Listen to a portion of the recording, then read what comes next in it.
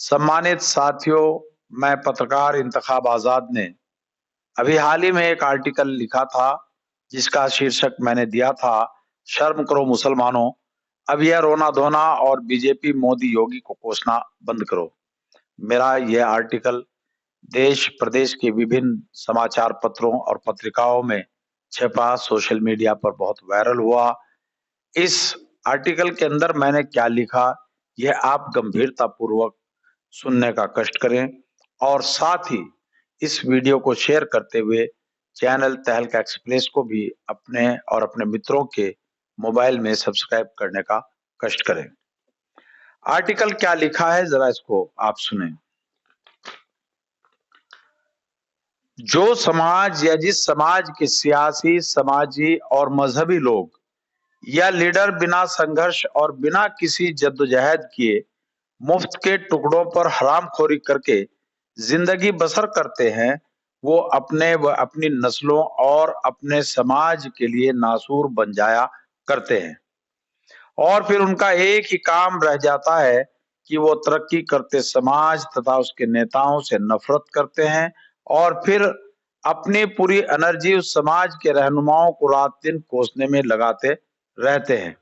मगर ऐसे लोगों के हाथ फिर कुछ नहीं लगता और फिर उनके पास रोने धोने, भाग्य को कोसने एवं अवाम को गुमराह करने के अलावा कोई दूसरा काम नहीं रहता और उनके इस निठल्ले और नालायकपन से समाज लगातार तबाही और बर्बादी के गर्त में खामोशी के साथ जाता रहता है और ऐसा ही आज मुस्लिम समाज के साथ हो रहा है।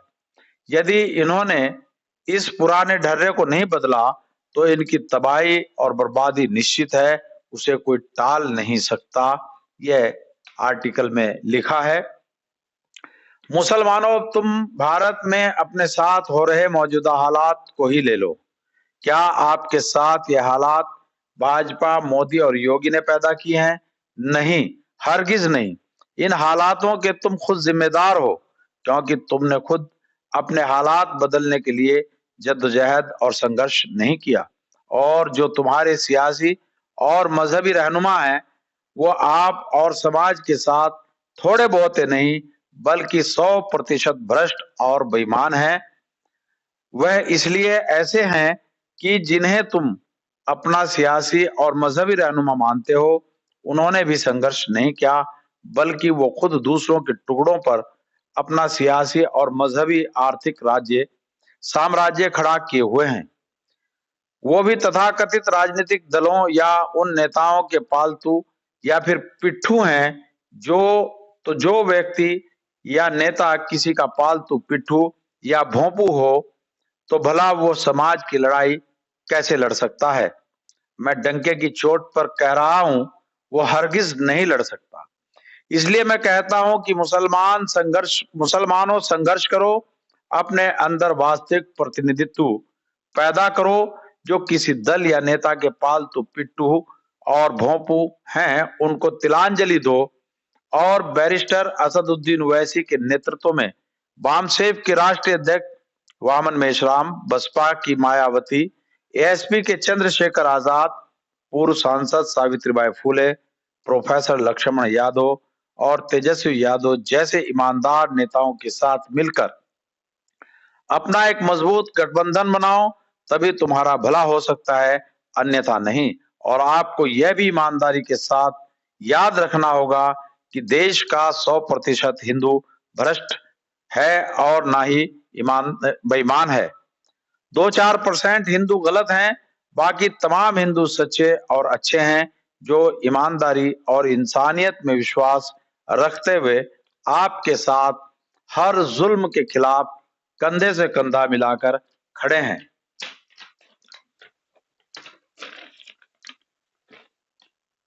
मैं हजारों उदाहरण दे सकता हूं कि जहां हिंदू आपके साथ ईमानदारी से कंधा मिलाकर खड़ा है। इसलिए मुसलमानों, सबको शक की नजर से देखना बंद करो। मुसलमानों, तुम्हें अपने निठल्ले, निकम्मेपन और नालायकी को समझने के लिए इतना भर काफी है कि ब्राह्मणों को बैरिस्टर मिला तो उन्होंने चाचा नेहरू बना दिया, गुज्जर समाज को बैरिस्टर मिला तो उन्होंने सरदार पटेल बना दिया।